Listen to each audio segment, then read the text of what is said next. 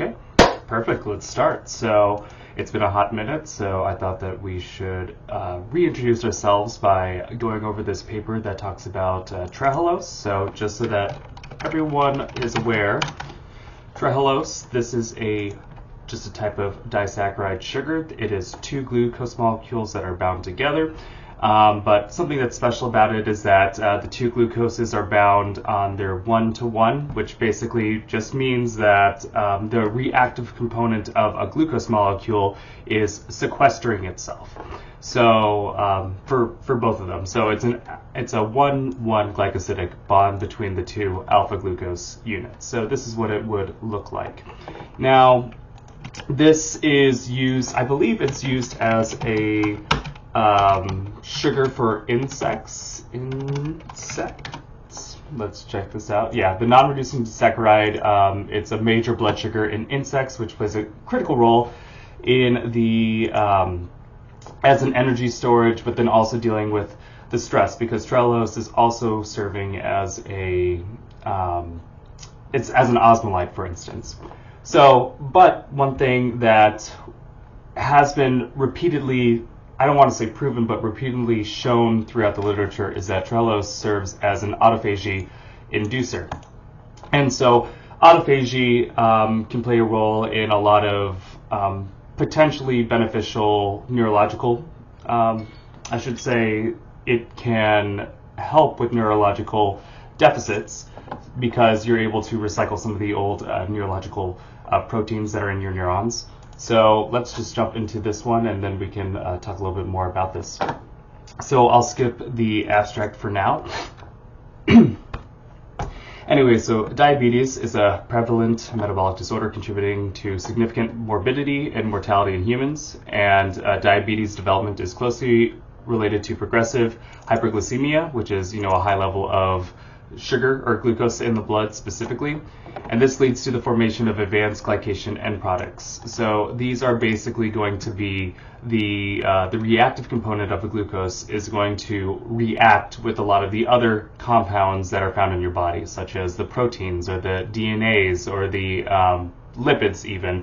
I'm not exactly sure how the lipids react with glucose, but just so you know, glucose as a sugar, that reducing end is reactive, and anything that's reactive sometimes will non-enzymatically react, right?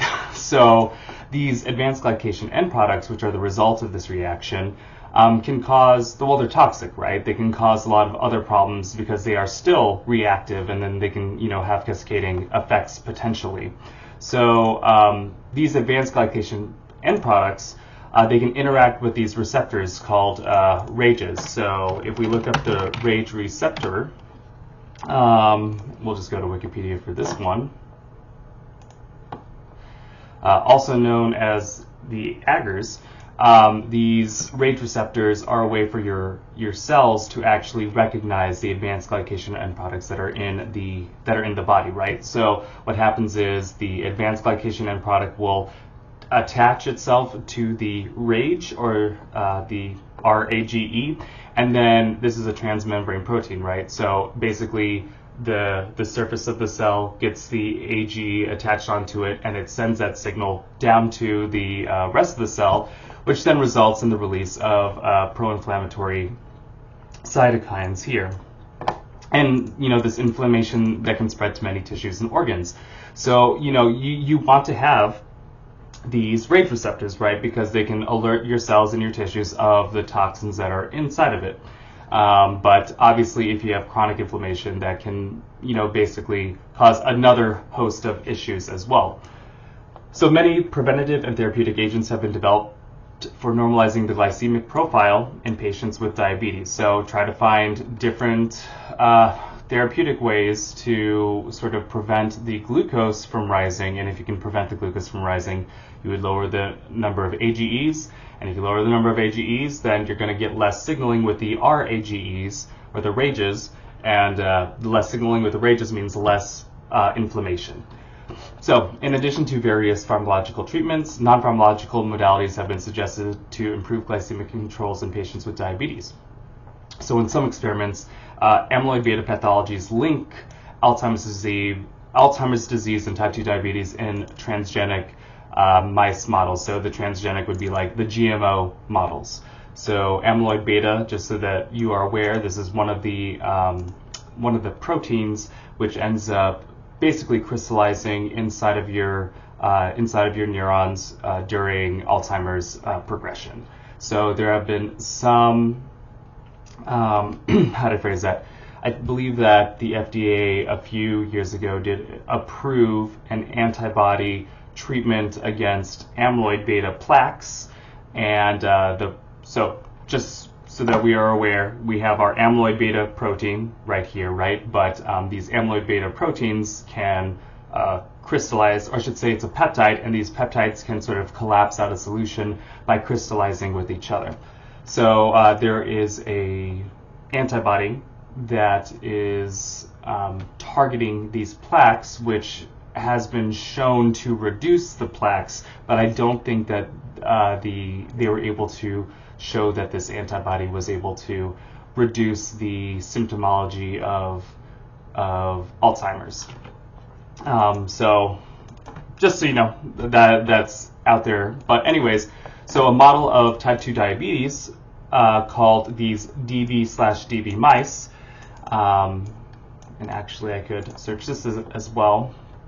But yeah, these are just a model mice that sort of, how do I phrase that? It's a model mice that will go through diabetes for you, and then you can test on this mouse if whatever therapeutic agents that you are using or wanting to test actually has an effect on diabetes, or can bring your mouse closer to a wild type. Anyways, these DB/DB mice are characterized by deletion of the leptin receptor gene, and so this deficit leads to obesity, insulin resistance, and type 2 diabetes. So if we look at what the leptin receptor gene is, so the leptin receptor is a cytokine receptor, so a cell signaling receptor, and in humans it's from this particular gene. So remember, the genes are going to encode for the different proteins, and so for a mouse, these DB/DB mouse, they are missing the mouse version of this gene. So they are receptor for the fat cell specific hormone leptin, and it's also been designated as cluster of differentiation 295. Don't worry too much about that. Yeah, just so you know, if you don't have this receptor, you have basically your fat cells are going to be releasing this leptin, which is a hormone, and if you don't have the leptin receptor, then your cell signaling is not going to work. And if I remember correctly, leptin, well, it's called the obese protein or the thin or small protein, but it's basically a fat cell produced protein or peptide or hormone, and then basically as it's released, it indicates, basically tells you to stop eating, if I'm understanding this correctly. So the amount of leptin correlates with the amount of energy reserves, mainly triglycerides stored in adipose tissue. So basically high leptin levels are interpreted by the brain that energy levels are high, but if you have low leptin levels, then that tells your brain, oh, I need to eat more, right? So if you're missing the receptor, your body's basically thinking, oh shoot, we don't have enough calories, so we got to keep on eating. That would be an example of why these mice that are missing this particular gene would would end up progressing towards diabetes. Now, one thing to mention is that there is somewhat of a correlation between this issue of not having sufficient, I should say, the progression for Alzheimer's and the buildup of these plaques. A lot of it gets worse because you are not recycling a lot of old material in the cells, right? And so you have a buildup of plaques, you have a buildup of misfolded proteins. And so autophagy would be something that would undo some of these buildups. But if you are, let's say, diabetic, but then also you have, basically, if you're a mouse and you have this deletion, you're going to end up not wanting to break down your pre-existing material because you always think that you are starving, or you always think that you don't have enough nutrition. So basically you are going to continuously build up because you don't have the signals to break down and recycle your old material. Anyways, just so you know, this is the model organism that they're going to be working with. So a variety of diabetic complications have been observed in various tissues of the peripheral and central nervous system. Cognitive dysfunction is a major complication in type 2, and diabetes causes such complications such as insulin resistance, heart and kidney failure, neurodegeneration, and Alzheimer's disease. Now, according to numerous studies, these mice are regarded as a classical model for diabetes mediated cognitive dysfunction. So several mechanisms are thought to be responsible for this cognitive deficit in diabetes, including the impaired hippocampal synaptic plasticity. So just so you know, you have your hippocampus, and I keep on forgetting what exactly your hippocampus does, but it's stuck inside there. Oh yeah, it's for memory, right? So if you are not able to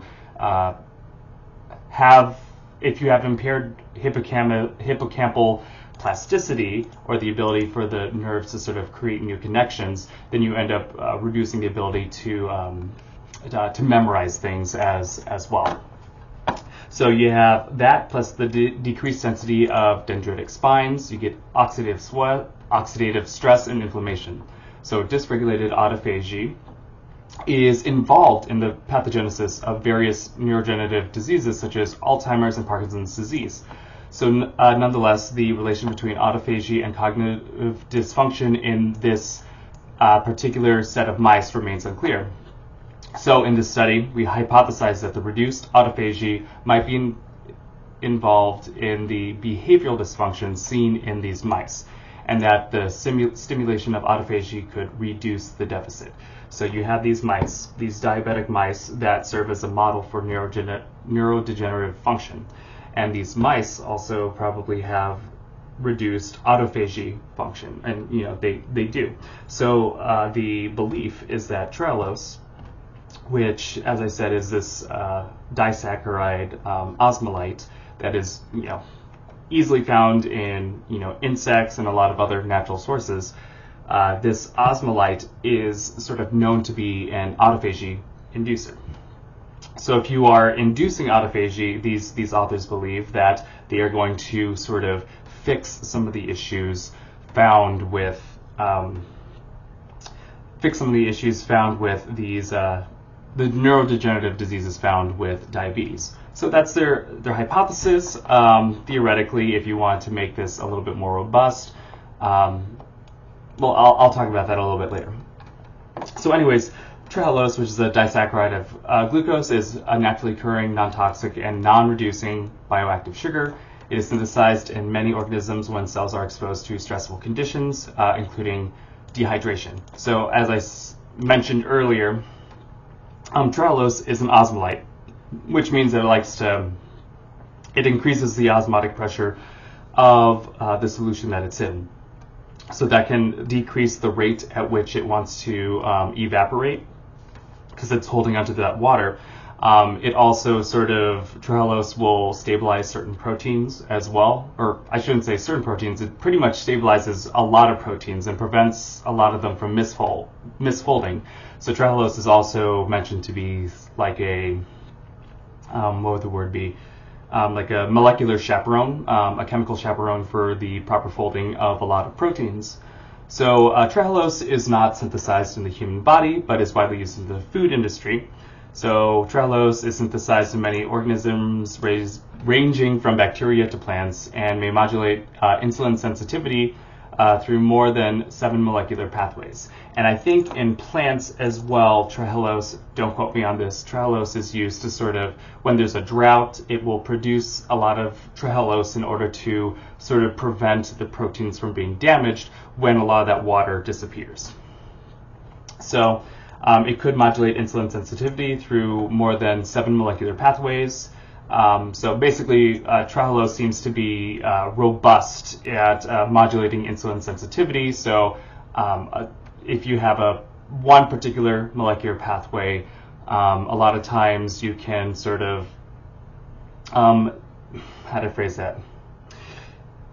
Every molecular pathway is going to have it's like a signal, right? Or it's like a path at which you can sort of exert your signal from upstream to downstream, right? So there are different supplements and different chemical compounds that will exert their effect through a singular molecular pathway, and that is fine and dandy, but Trehalose seems to work with quite a few different molecular pathways to affect the insulin sensitivity. So basically, redundancy is a very important aspect in biology. So if you have one compound that seems to be working through 7 or multiple molecular pathways, it's probably a very conserved and important pathway or effect that you want to have. So thus leading to better control of hyperglycemia.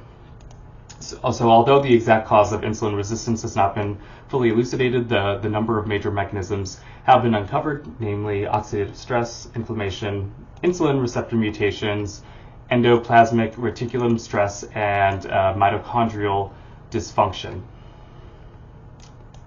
So the relation between the neurodegeneration and the diabetes is determined by the similarity of the pathogenic factors that cause these processes. So neurodegenerative diseases involve oxidative stress in their pathogenesis through a variety of mechanisms, including induction of oxidation of nucleic acids, proteins, and lipids, formations of advanced glycation end products or AGEs, the mitochondrial dysfunction, the glial cell activation. So these glial cells are going to be the immune cells that are found within the brain, right? So if the glial cells or the immune cells are getting activated, that's usually a bad sign that something needs to be, attacked. And also the amyloid beta deposition and plaque formation, the apoptosis, which is the programmed cell death, and you want to have a limited amount of apoptosis in the brain, right? Because the nerve cells are very slow to regenerate, right? So you don't want them to just die. You would rather, fix the problem before a cell even has to commit apoptosis. You get the cytokine production. The inflammatory response, and the proteasome dysfunction. So the proteasome is basically what breaks down proteins, if I'm remembering that correctly. So yeah, it's a protease complex designed to carry out selective, efficient, and processive. Processive means that it's going. Processive means that as the protease attacks its product, it doesn't attack and then release and come back. It'll attack and then stay on there and then do a progressive hydrolysis. So processive just means that it attacks its substrate multiple times in one sitting. So not all aspects of neurodegeneration development have been studied thoroughly to date, including the behavioral characteristics of experimental animals with diabetes. So the relation of the state of autophagy with damage to the hippocampus and the progression of cognitive impairments remains poorly understood due to the multiple mechanisms underlying the development of type 2 diabetes in these mice. So in this regard, the aim of the study is to investigate the effects of autophagy-induced Trehalose on behavior, memory, and brain autophagy in these mice, which feature metabolic disorders. So here are the materials and methods. So in this study, they are using the wild-type mice, and they are using their diabetic mice, and there should be, where's the numbers at? There should be a certain number of animals in each pool. The experimental design, so the mice were subdivided into 4 groups. So one of them is the healthy mice that just drink normal water the entire experiment, which lasts for 24 days. One group will be these wild-type mice, or the healthy mice, which are drinking a 2% Trehalose solution. So just so that everyone is aware, this is actually, I feel like it's a pretty high percent, right? So if you think about the amount of cups of water that a human is supposed to drink every day, which is like 8 to, let's say, 13 cups of water. if we had 8 to 13 cups of water and it was at a 2% weight per volume of Trehalose, it would be, so 13 mass of a cup of water.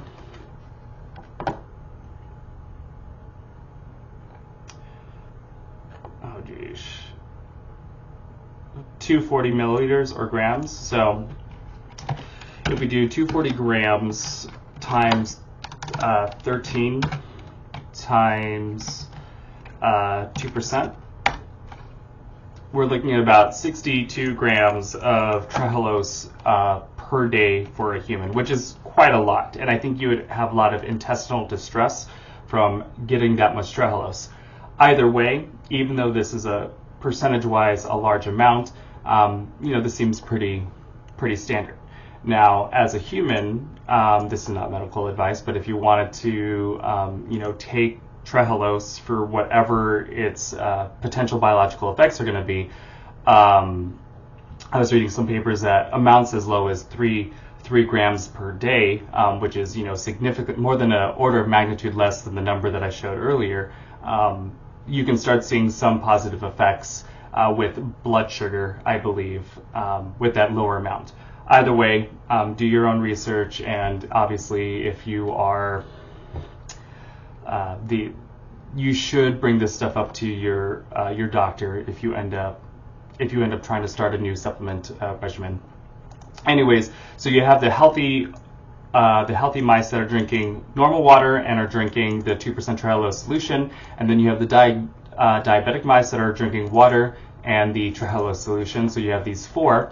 So you have behavior testing that are starting 2 weeks after the start of the experiment, and then on the day of euthanasia, which is day 25, the animals are going to be killed and they are going to be transcardially perfused. So they're going to have their tissues basically fixed with, if I remember correctly, it's going to be formaldehyde, but basically they flush out all of their blood with saline they use paraformaldehyde as the fixing agent to sort of prevent the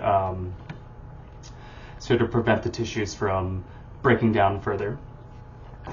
So yeah, this is what paraformaldehyde sort of looks like. So there are some biochemical assays that are taking place, but the some blood samples are going to be collected during the transcardial perfusion, so that they flush out the blood with the saline and the paraformaldehyde, and then some of that blood is going to be collected to look at the total serum cholesterol and the triglycerides, and this is how they are going to quantify it. And so in the middle of the study, they are also going to do some behavioral tests. So I don't know nearly as much about these things, but you have your pre-pulse inhibition test. So let's see the overview.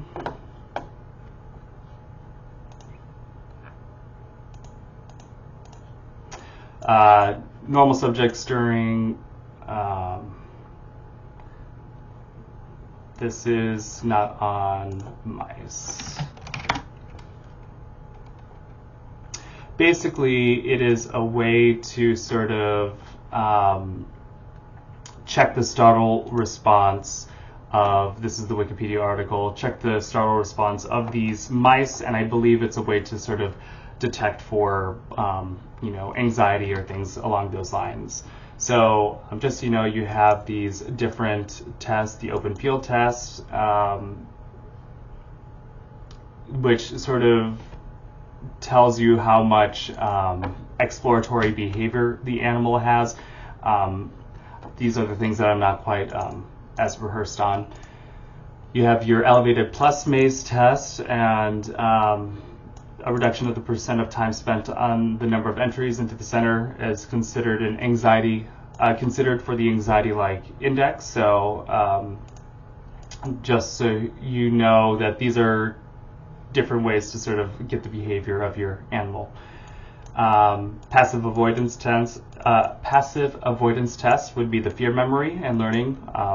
That'd be for this. And then now we're getting to things that I know a little bit more about. So the immunohistochemical or IHC analysis. So immunohistochemical would basically mean the antibody attaching itself to the to its target, so that you can use it for different types of microscopy, right? So let's.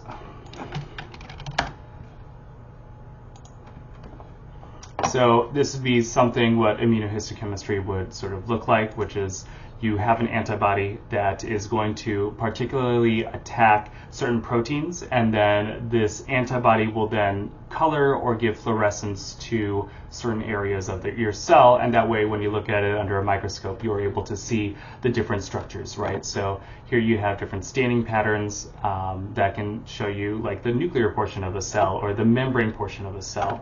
And then if you have fluorescence tagging, so you can see things like things with UV light, right? So that's what immunohistochemical analysis is going to do here.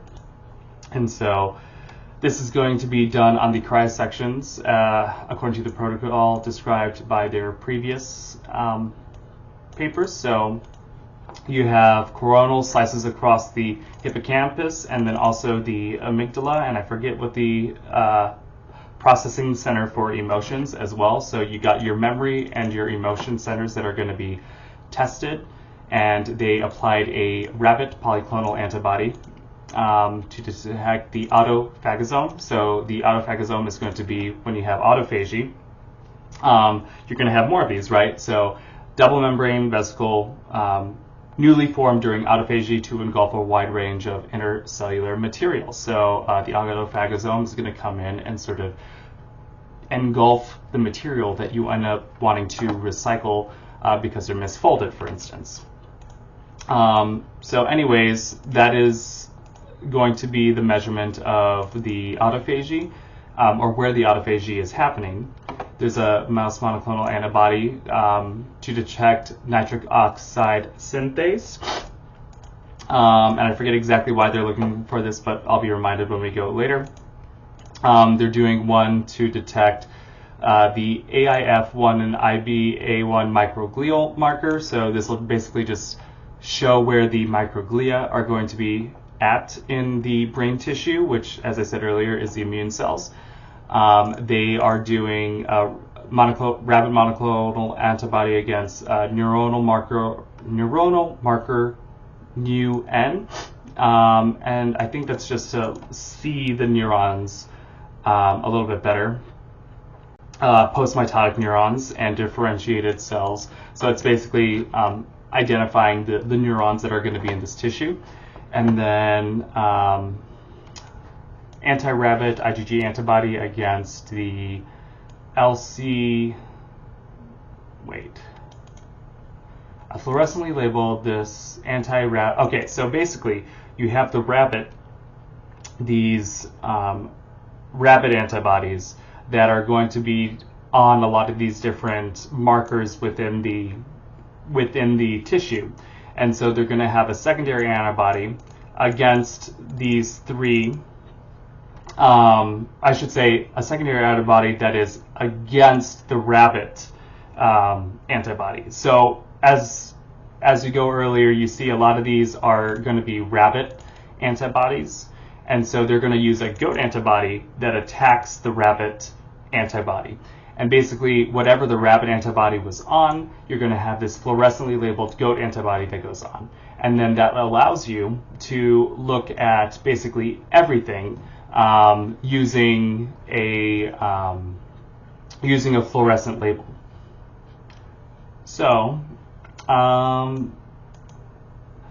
yeah. And then, whereas a fluorescently labeled anti-mouse antibody was used to serve as a secondary antibody for the NOS, or the nitric oxide synthase. So fluorescence intensity of IBA1 or NOS immunostaining was measured as background correlated optical density. So basically, you can sort of quantify how much of the individual proteins you have based off of how bright the fluorescence is, and you can sort of quantify that in your tissues. The densities of neurons was determined in the frontal cortex and the hippocampal regions, CA1 and CA3, as the area occupied by the NEUN positive cells.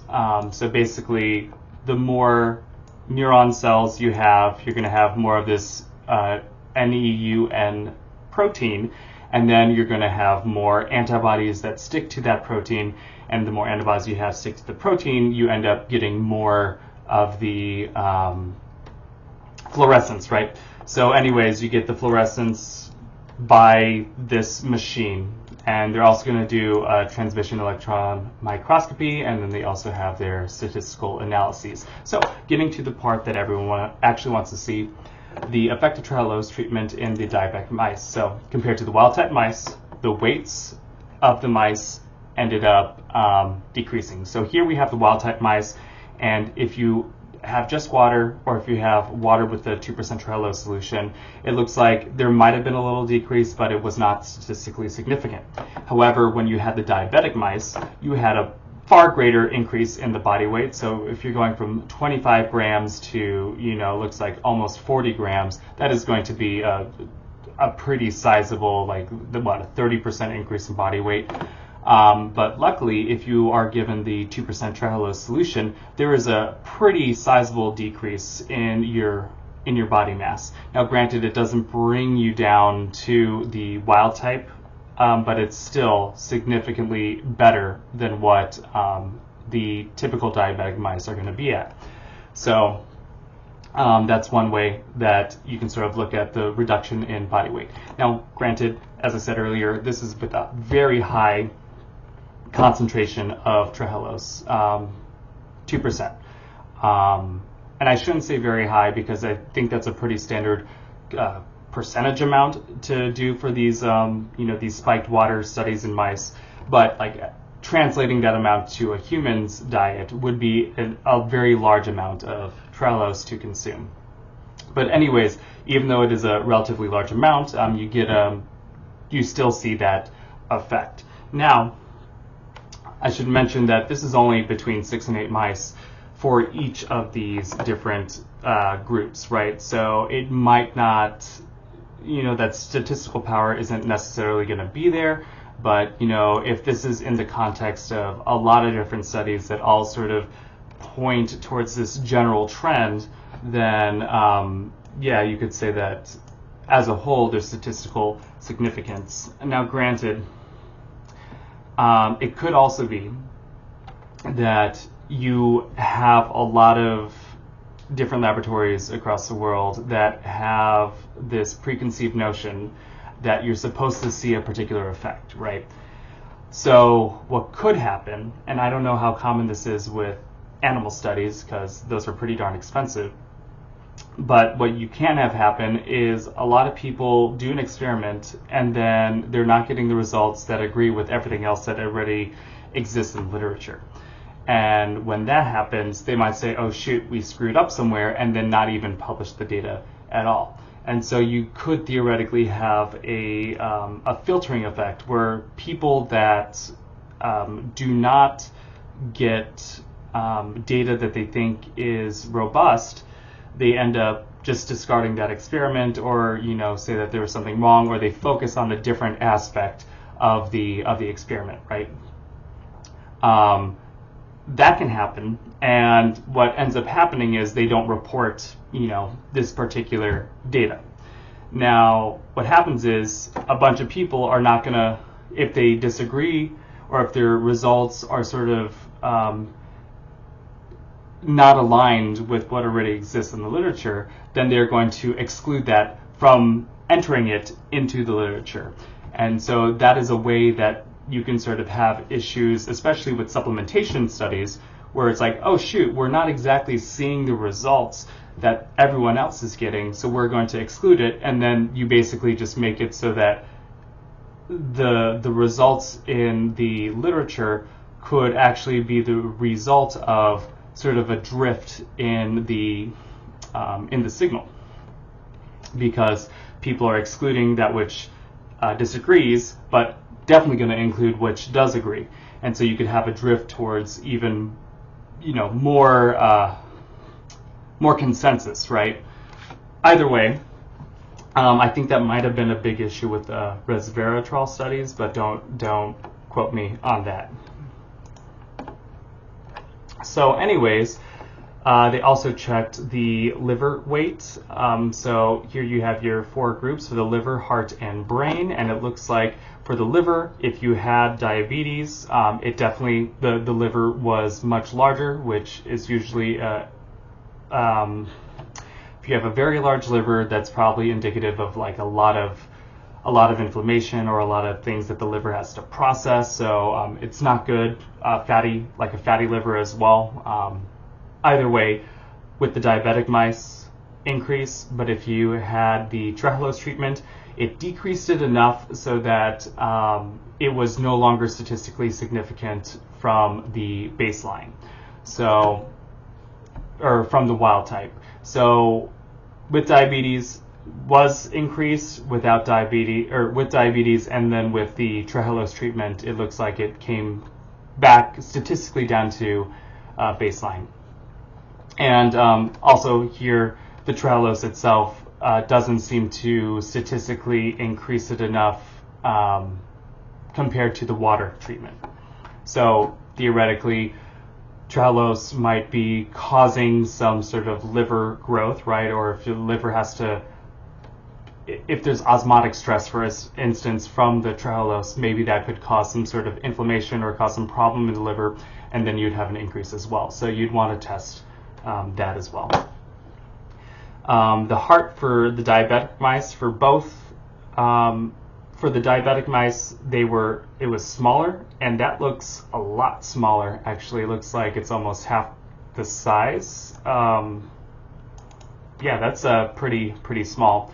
And then also for the brain, it looks like the diabetic mice, with and without Trehalose, was also significantly smaller as well.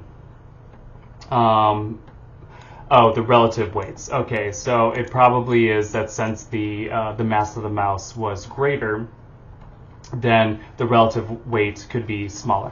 I don't like this then, because I feel like, especially when it comes to the heart and brain, I would want it to be, I wouldn't want it to be normalized for the mass of the entire animal. I would want it to just be the mass of the organ itself. Either way, moving on, we have the hypolipidemic effects of Trehalose treatment were noted in the diabetic mice, as well as improvement of liver function according to the ALT activity. So ALT is one of the enzymes that is in liver, which if you go to your doctor for your physical, your high ALT levels could be indicative of liver issues.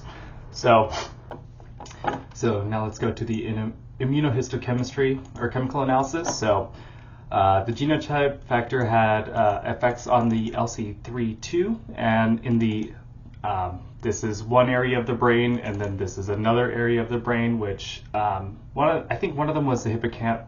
Oh no, we'll just keep on going. So the impact of Trehalose treatment on the expression in the hippocampus and amygdala.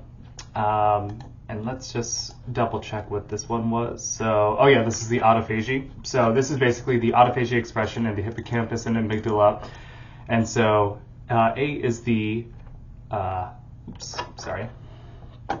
quantitative results. So in one area, you can see that with the Trehalose treatment, both the wild type and the diabetic type, they had a significant increase in their autophagy in CA1, in CA3 as well, and then I forgot the DG where that was at, but you have it in the DG as well, and the amygdala.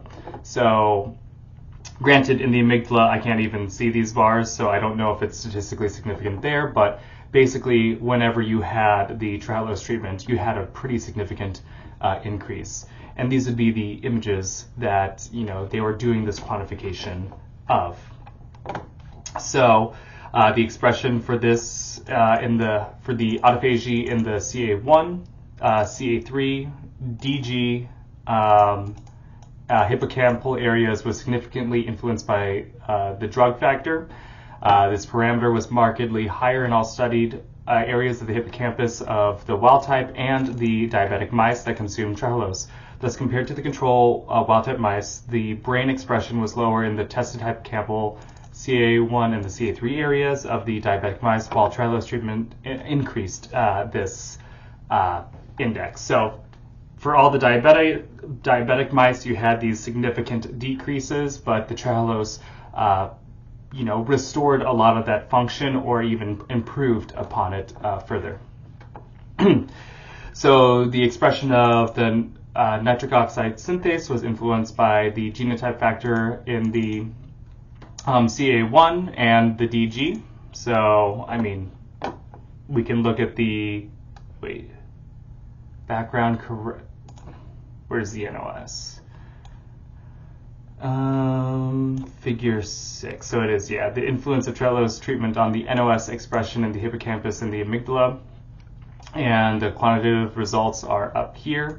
So we can see the diabetics had significantly increased NOS synthase activity, which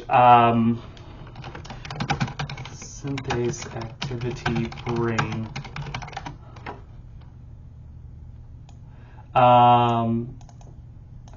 The development of Alzheimer's disease. So the NOS is a indicator of the Alzheimer's disease progression, right? So if you have the diabetic mice, you have these incredibly increased increases in the fluorescence according to the background correction for the optical density. And so you have these increases in all parts of the brain, it looks like. But when you treat them with Trehalose, you have these extreme or these decreases, or I should say they're brought closer down to baseline. So a lot of these, especially for CA1 and CA3, the Trehalose technically is not creating a statistically significant change from the diabetic mice that are given water, but it has reduced it enough such that it is no longer statistically significant from the wild type mice. So that happened, well, for CA1, it looks like the introduction of Trehalose decreased it enough that it might still be statistically significant. But in CA1, at least, the Trehalose seems to decrease it very, very well. It's hard to know what statistically significant is in these cases, because you can compare each of these bar graphs with each other, and so I believe for these, it's just the diabetic with water is statistically significant from just the wild type with water. Same for CA3, same for DG, and same for the amygdala. And then whether or not the Trehalose treatment brings it back down to baseline, or close enough to baseline where it's no longer statistically significant, that happens in CA1, CA3, and then DG. And the nice thing about DG is that it's also statistically significant compared to the diabetic mice that were just fed water. And then it looks like that's the same for the amygdala as well. Now the amygdala is pretty unique because it looks like the Trehalose treatment really does decrease the nitric oxide synthase in the wild type mice, but they don't have any, designations here to show that that's statistically significant. Anyways, they did neuronal nuclear antigen testing to look for the neuronal maturation, and the density of neurons was determined in the prefrontal cortex and the hippocampal regions, so the CA1 and the CA3, by means of the area occupied by the neuron or NEUN positive cells.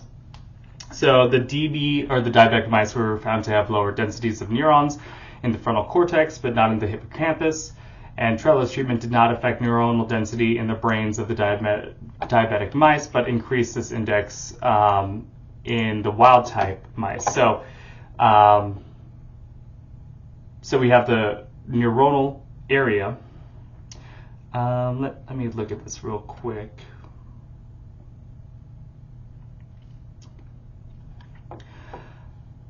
Interesting. So it looks like, so for instance, for FC, the frontal cortex, is that what it was again? I'm not going to find it very quickly, but it looks like in FC you have this decrease in the diabetic mice in the neuronal maturation. It looks like for the CA1 and the CA3 there is no difference, but it looks like when you have the introduction of Trehalose for the wild type mice, you end up having an increase in neuronal maturation in the CA1 and the CA3. So what does that mean? For specific areas of the brain, the Trehalose treatment does seem to increase the total neuronal area. So is that a good thing? Most likely, yes. I don't know if they made any statements about that. No, I don't think they did. So the expression of IBA1 was significantly influenced by the genotype factor in the CA1 and the CA3, and by the drug factor in the CA3 area. So basically, if you have the diabetic model, you have an increase in the IBA1, which, let me double check this is for the microglial cells. So basically a lot more immune cell activation or glial cell activation, or presence, I should say, here, and for the diabetics.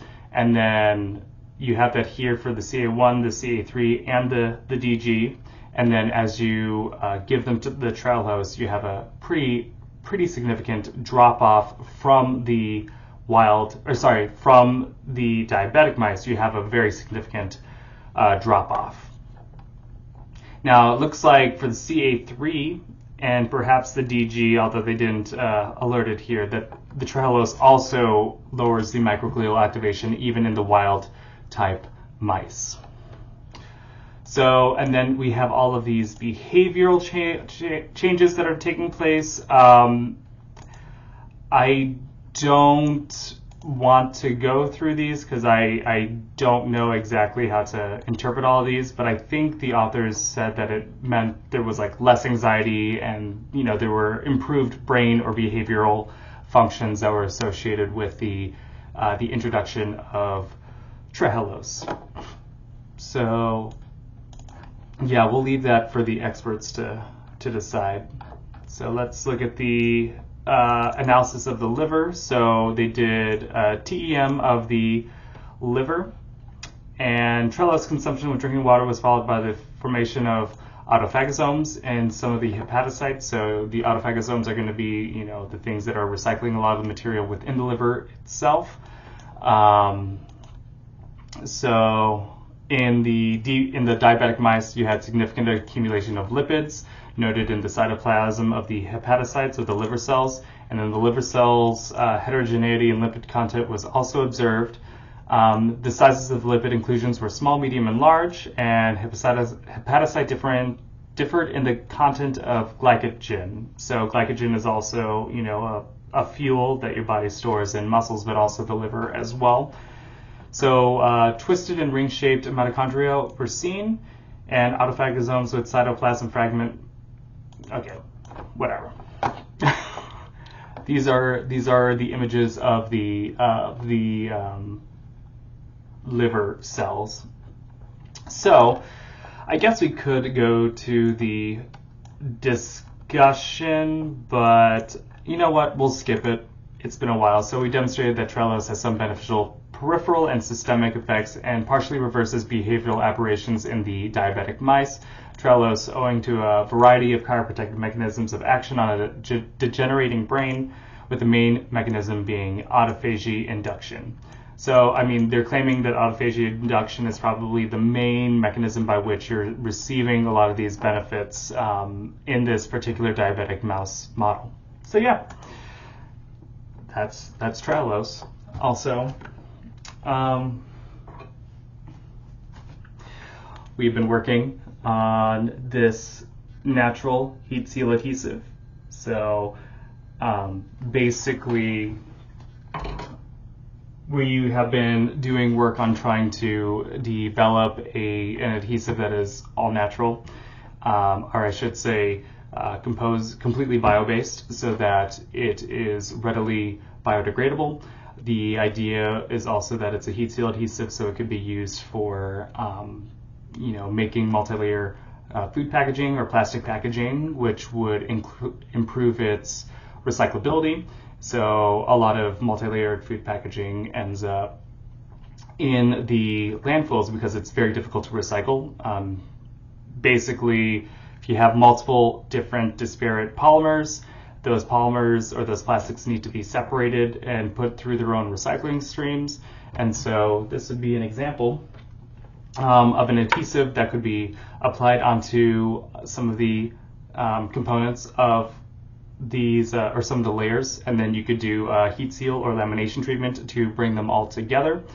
And then after you bring them together, you could separate them in a typical bath or a typical washing step in a recycling process. So that's what this is. Well, this actually, that's sort of like our goal to bring it to, but this is actually where hobbyists or anyone could actually use this as a way to adhere cellulosic products together. So soon I'm going to release a video on how you can use this for applying veneer onto wood, for instance.